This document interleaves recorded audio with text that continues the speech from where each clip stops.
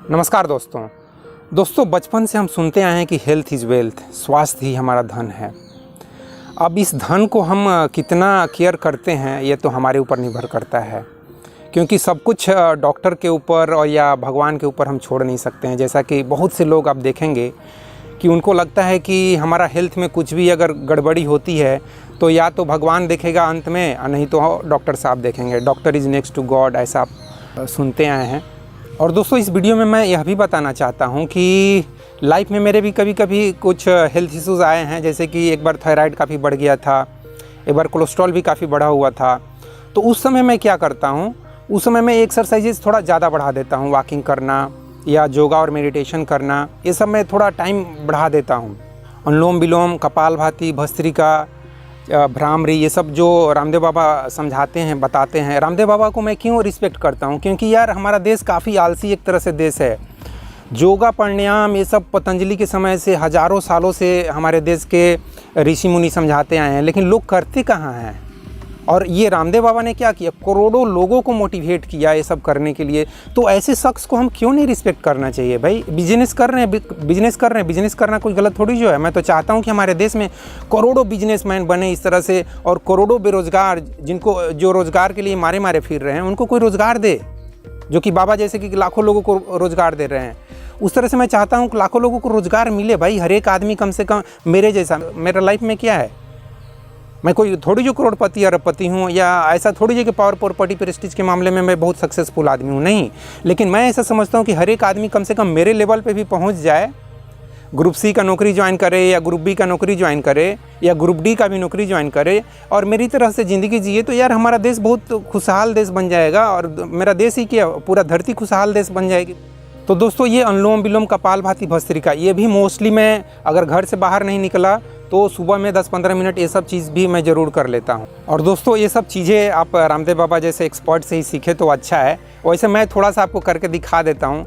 अब भस्त्रिका, उसमें क्या हमको डीप ब्रीथिंग करना है, गहरी सांस लेना है, और स्लोली लेना है और फुल्ली लेना है। और जब आप गहरी सांस लेंगे तो यहाँ फेफड़े का जो नीचे वाला पोर्शन है, डायाफ्राम जिसको बोलते हैं, वो एक तरह से रबड़ की एकदम पतली सी पट्टी है। आप सांस जब गहरी खींचेंगे तो वो नीचे पूरा दबता हुआ चला जाएगा, और आपका पेट पूरा नाभि के पास से ऐसे बाहर निकलता।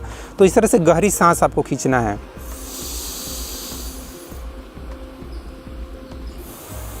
इस तरह से आपको गहरी सांस खींचना है, छाती नहीं फुलाना है। छाती फुलाने का मतलब ये नहीं कि आप गहरी सांस खींच रहे हैं। और एक आशीष शुक्ला हैं, वो एक एक्सरसाइज बताते हैं डीप ब्रीथिंग के लिए। वो बोलते हैं कि आप अपने नाभि के पास तकिया रख लीजिए या किताब रख लीजिए थोड़ा सा वेट वाला, और फिर आप ऑटोमेटिक आपका जो फोकस है वो आपके नाभि के पास चला जाएगा। और फिर आप जब सांस खींचेंगे तो तकिए को ऊपर ऐसा उठाते चले जाना है। आप पेट से गहरी सांस खींचेंगे तो तकिया ऊपर उठेगा, फिर छोड़ेंगे तो तकिया नीचे चला जाएगा। तो ये एक तरह से आपका फोकस पूरा जो है वो नाभि के पास चला जाएगा। और नाभि हमारे शरीर का बहुत ही इंपॉर्टेंट ऑर्गन है दोस्तों। भले ही हम उस पर ज़्यादा ध्यान नहीं देते हैं, लेकिन हमको ध्यान देना चाहिए कि 9 महीने हम वहीं उसी पॉइंट से, इस अस्तित्व से या नेचर से जुड़े रहते हैं। कहने के लिए तो हम माँ से जुड़े रहते हैं, लेकिन माँ को भी क्या मालूम है भाई। आज ना साइंस डेवलप हो गया तो हमको लगता है कि माँ का क्या महत्व है, माँ हमको कैसे जीवन देती है। माँ जीवन नहीं देती है, ये नेचर जीवन देता है। वो तो पेट में सिर्फ रखी हुई है, और एक पाइप से हमको शरीर में ऑक्सीजन जा रहा है, ब्लड जा रहा है, जो भी न्यूट्रिएंट्स है जिंदा रहने के लिए सब कुछ जा रहा है नाभि से। लेकिन अल्टीमेटली ये सब चीज़ हमको दे कौन रहा है, नेचर दे रहा है भाई। हमारी माँ का भी बॉडी नेचुरल बॉडी है, और हमारा भी बॉडी नेचुरल बॉडी है। ये सब चीज़ें आप थोड़ा सा समझिए कि नेचर का क्या महत्व है, नेचर को क्यों माँ कहा जाता है। हमारे देश में नेचर को, प्रकृति माँ क्यों कहा जाता है, ये सब चीज़ें आपको भी समझनी चाहिए। अब साइंस भले ही नहीं बोलेगा कि अरे यार नेचर को माँ क्या बोलना है, या भारत को माँ क्या बोलना है, या पृथ्वी को माँ क्या बोलना है। अरे जो भी जन्म देती है उसको हम माँ बोल देते हैं। जैसे ये पेड़ है, इस पेड़ को जन्म किसने दिया है, माँ ने दिया है। इसलिए हम नेचर को माँ से तुलना कर देते हैं, प्रकृति को माँ से तुलना कर देते हैं। तो दोस्तों नाभि के पास से आपको गहरा सांस खींचना। इस तरह से गहरा सांस लेंगे ना तो आप देखेंगे कि आप ब्रेन को भी काफ़ी पीसफुल महसूस करेंगे। और इसमें ध्यान देना है, जैसे कि बाबा आपको बताएंगे, रामदेव बाबा, कि आपको स्ट्रेस में बिल्कुल नहीं रहना है। आपको कहीं भी ताकत नहीं लगाना है। जितना कंफर्टेबली आप ये सब कर सकते हैं, जितना आराम से खुश होकर ये सब चीज़ें कर सकते हैं, उतना ही आपको ये सब चीज़ करना है। उसी तरह से फिर अनुलोम विलोम, वहाँ भी